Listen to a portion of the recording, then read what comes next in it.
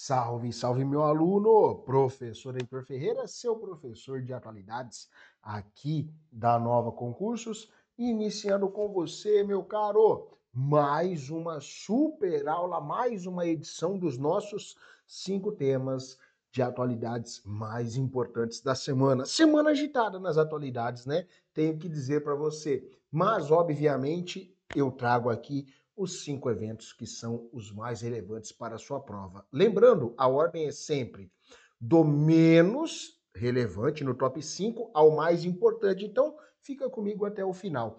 Antes da gente começar, já deixa o seu like e já comenta de onde você está assistindo esse vídeo e para qual prova você está estudando aqui comigo, tá? Ademais, se você chegou aqui no meu primeiro vídeo, tem uma playlist com todos os eventos. Essa é a nossa 12ª edição. Então, vem comigo, tá na tela. Os 5 temas mais importantes de atualidades da semana. Eu sou o professor Heitor Ferreira. Se você ainda não me acompanha e quer, de fato, estudar atualidades, é só seguir o Pergunta pro Heitor. Agora, sem delongas, vamos ao nosso primeiro tema, o nosso tema 5. Lembrando, a ordem é inversa, do menos relevante, dentre os 5 que eu julgo mais importantes, para o mais. Brasil em reconfiguração, o retorno dos fluxos migratórios e a nova geopolítica da América Latina. Aqui, ó, dados atualizados do censo de 2022, cheque. Professor, mas o censo de 22 está saindo dados agora? Sim, diversos dados estavam ancorados, né? O IBGE ainda vai disponibilizar. E na semana passada nós tivemos essa divulgação. Segundo dados do Censo Demográfico de 2022, divulgados pelo nosso IBGE, o Brasil voltou a registrar um aumento significativo no número de estrangeiros e naturalizados em seu território. Um fenômeno que não ocorria de forma expressiva desde os anos de 1960. Professor, o que eu tenho aqui? Um processo interessante, né? Mostrando que o Brasil está se tornando um ponto de grande atração regional. Ah, professor, e isso é interessante? Aí vai depender muito de como a gente olha isso, né? Este movimento migratório que o IBGE revelou para a gente traz não apenas dinâmicas sociais internas, mas reflete algumas transformações estruturais na geopolítica regional, né? O dado mais expressivo do levantamento é o avanço dos imigrantes oriundos da América Latina. De 183 mil que nós tínhamos em 2010, chegamos a 646 mil em 2022, né? Essa população passou a representar 72% dos imigrantes no país, né? Ah, então, professor, há um quadro geopolítico latino-americano que coloca o Brasil em evidência? Sim, né? A economia brasileira traz essa conjuntura, tá? E isso traz para a gente elementos que são sistêmicos, que são importantes para a gente compreender esta mudança e esta atratividade brasileira. Esse tipo de conteúdo é tendência de prova sempre, tá? Aí você vai fazer uma ligação, como por exemplo a entrada massiva de venezuelanos, de haitianos no Brasil devido a crises sociais que são ocorridas dentro destes países. Voltamos para a nossa notícia. Entre 2010 e 22, o número de residentes nascidos no exterior saltou de 592 mil para 1 milhão de pessoas, representando um crescimento de 70,3%. Trata-se do maior contingente desde o 1980, quando o país contava com 1,1 milhão de estrangeiros. Então, perceba, ó, isso aqui, ó, somente de residentes nascidos no exterior, tá? Caramba, professor, então é um assunto de primeiro escalão? Sim. É um assunto importantíssimo. Falando de assunto importante, vamos para o nosso top 4, né? Já vou jogar na tela. Por que que o top 4 ele é importante? Oriente Médio em pauta. Tensão sobre trégua. Míssil lançado do Iêmen testa cessar-fogo entre Israel e Irã. Ó, aqui nós temos uma situação, né? Crise no Oriente Médio. Vale ressaltar, né, que o Iêmen tem um grupo radical, um grupo terrorista, um grupo rebelde que nós chamamos de Houthis, tá?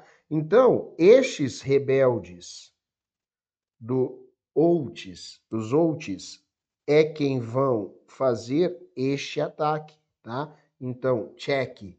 Desde o início do conflito envolvendo ali, tá? Envolvendo ali a situação do Hamas com Israel, a gente tem essa conjuntura sendo aquecido, a gente tem este elemento sendo reverberado. Então, nós temos que compreender que, no meio do cessar-fogo, um ataque neste nível pode fazer com que a escalada de tensão retorne. Ah, professor, mas não foi o Irã. Ok, né? Mas vale ressaltar aqui um aspecto. Os Houthis do Iêmen, de certa forma, eles têm ali ligações diretas com o Irã e com outros grupos terroristas como o Hamas, como o Hezbollah, né, que estão numa condição de ataque e de oposição a Israel. Aí a gente vem para a notícia. Olha isso. Na manhã deste sábado, 28 de junho de 2025, o exército israelense afirmou ter detectado um míssil balístico lançado do Iêmen, reacendendo as tensões no Oriente Médio após quase uma semana de cessar fogo entre Israel e Irã. O projétil acionou as sirenes de alerta em território israelense, sendo o primeiro episódio do tipo desde o início da trégua.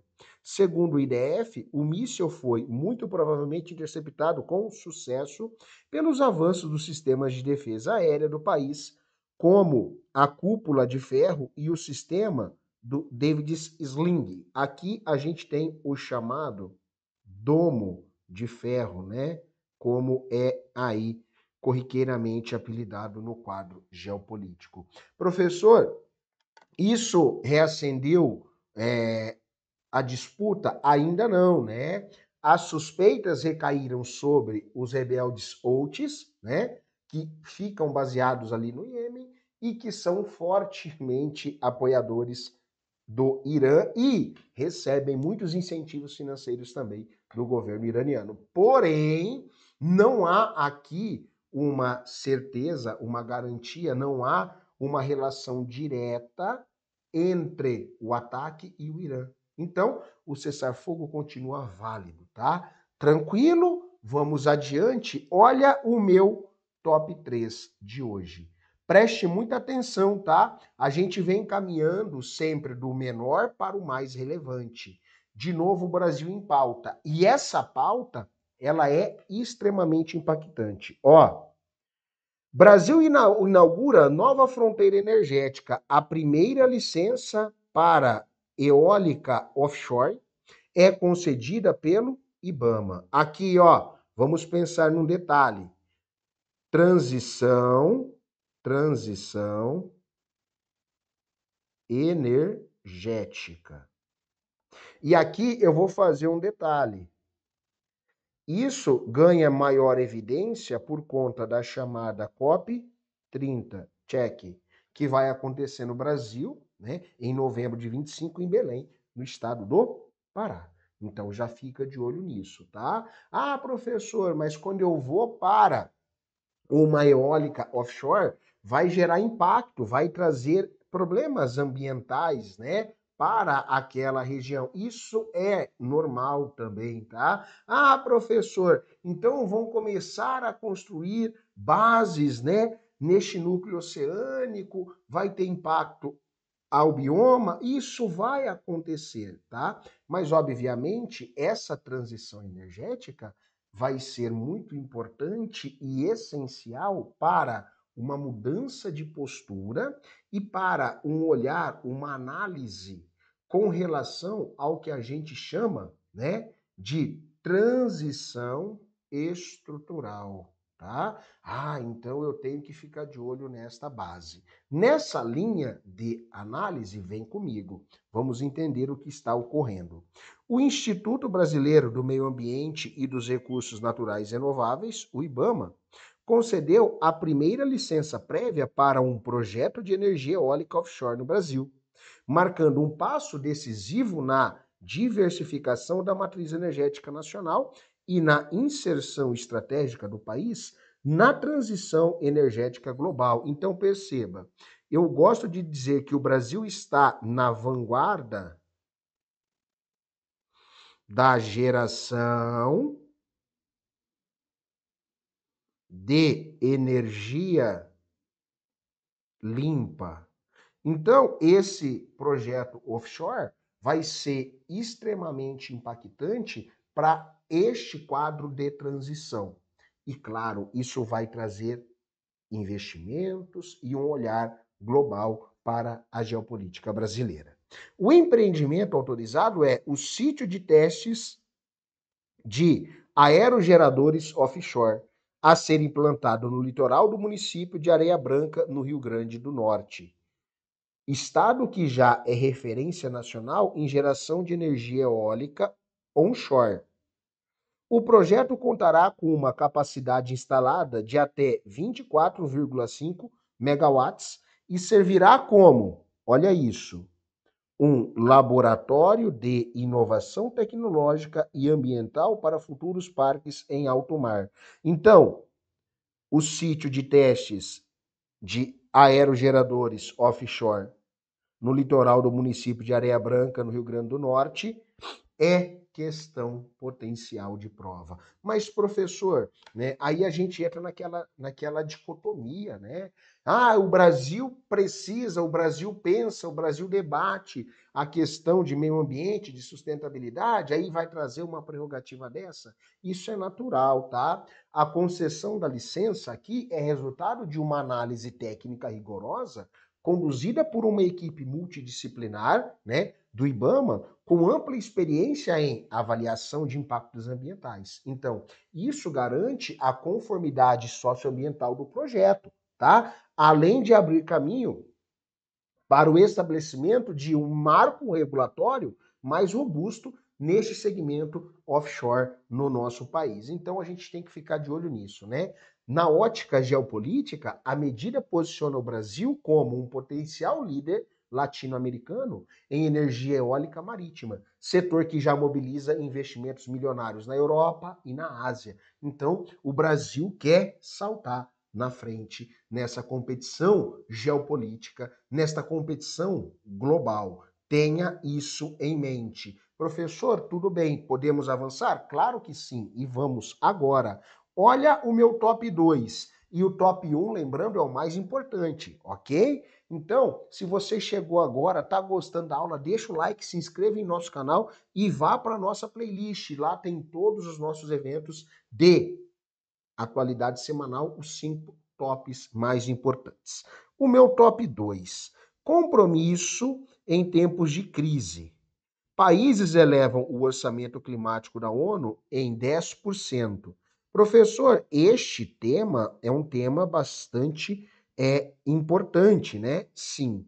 Em meio a um cenário global marcado por tensões econômicas, recuos políticos e emergência ambiental, mais de 200 países acordaram um aumento de 10% no orçamento da Convenção Quadro das Nações Unidas sobre Mudanças Climáticas para o biênio de 2026 e 27. Professor, o que isso revela para a gente? Uma preocupação. Preocupação com o quê? Com 3 aspectos. O primeiro deles, as mudanças climáticas. O segundo, os eventos climáticos extremos. E o terceiro, né? o uso de recursos naturais.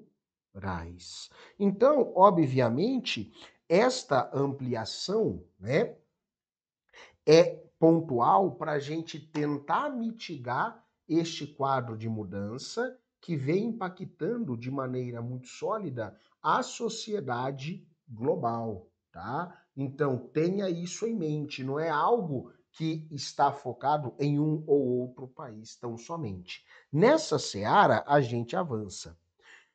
O consenso foi alcançado durante as negociações climáticas realizadas em Bonn, na Alemanha, e representa uma sinalização política importante diante dos desafios crescentes do financiamento climático internacional. Aqui a gente vai revisitar, né, métricas do chamado Acordo de Paris, que é de 2015, e também da chamada Agenda 2030, tá? Então, claramente, há uma conjuntura e há um debate altamente conceitual referente a este quadro mudancista que nós estamos passando. Dito isso, meu caro, aí a gente vai entrar no nosso top 1 da semana, tá? Sem sombra de dúvida, o ponto mais importante, o conteúdo mais impactante para a nossa semana. Professor, e o top 1 tem quem como pauta? Brasil e o quadro latino-americano. Então a gente já está vendo que a geopolítica latino-americana está em pauta nessa semana, né? Para fechar o nosso top atualidades, Brasil fora da curva. O BIS, que refere-se, tá, ao Banco de Compensações Internacionais, cheque, destaca crescimento robusto e alerta para uma pressão inflacionária. Então, preste muita atenção aqui, tá? Quando você pensar no BIS e ver isso na sua prova, o BIS é o Banco de Compensações Internacionais, tá bom? Enquanto a maior parte da América Latina enfrenta um cenário de desaceleração econômica em 2025, o Brasil se destaca como exceção, impulsionado por uma forte demanda interna e dinâmicas domésticas favoráveis. Ah, professor, então, mas e o IPCA a 15%? É outro departamento. Então, eu tenho o Brasil sendo uma referência regional. Aí, a gente chega num tópico que ele é correlato. Lembra? O top 5, o professor falou com você, em especial sobre o quê? O censo de 22, que trouxe um dado muito interessante sobre o número de imigrantes latino-americanos vindo para o Brasil. E aí, esta informação do BIS, aqui, o nosso Banco de Compensações Internacionais, vai corroborar para aquela notícia. Ah, show! Aí eu sigo, né?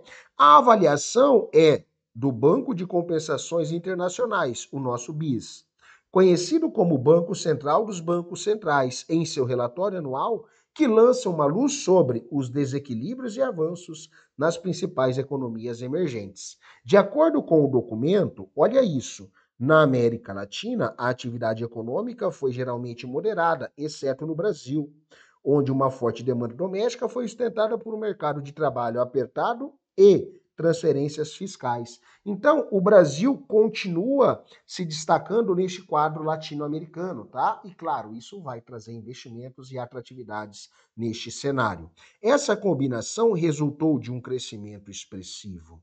O Produto Interno Bruto brasileiro avançou 1,4% no primeiro trimestre de 25, na comparação com o mesmo período de 24, desempenho superior à média regional. Ah, professor, mas o Brasil não está bem, né? Um cenário de inflação bastante complexo, há muitos impactos, mas mesmo com os pontos ruins, eu ainda tenho um país que está numa posição um tanto quanto interessante neste quadro geopolítico latino-americano, né?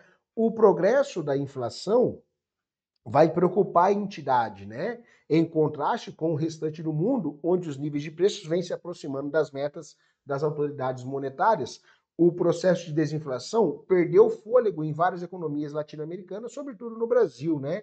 Então, obviamente, quando eu olho para este quadro, né, os dados utilizados pelo chamado Banco dos Bancos, né, sempre que você pensar no nosso BIS, ele é o Banco Central dos bancos centrais. Então, a sua análise, ele vai verificar números, tá? Ele não verifica a realidade nacional. Então, o Brasil está num momento difícil, né? Internamente, o IPCA chegou a 15%, mas isso ainda não está reverberando, não está soando negativamente nesta seara internacional e nem nos relatórios. Tranquilo? Agora, meu aluno, deixe-me fazer um convite importante para você, né? Olha só, fechei o meu top, missão estabilidade. Mais de 80 mil vagas para concursos de nível médio superior no segundo semestre de 2025. Participe do evento, né? E descubra as melhores oportunidades para o seu perfil e libere o maior desconto da assinatura vitalícia da Nova. Ó, dia 7/7 às 20 horas. A gente aguarda você para esse evento. O link vai estar no descritivo. Show? Meu caro, agora bate aquele print. Printou? Marca você estudando comigo aqui na Nova Concursos, marca o Pergunta pro Heitor aqui ao Instagram e vamos juntos para mais aulas como essa. Se você está assistindo pela primeira vez, vá na playlist e veja todos. Essa é a nossa 12ª edição. Um grande abraço e a gente se vê na semana que vem. Tchau, tchau.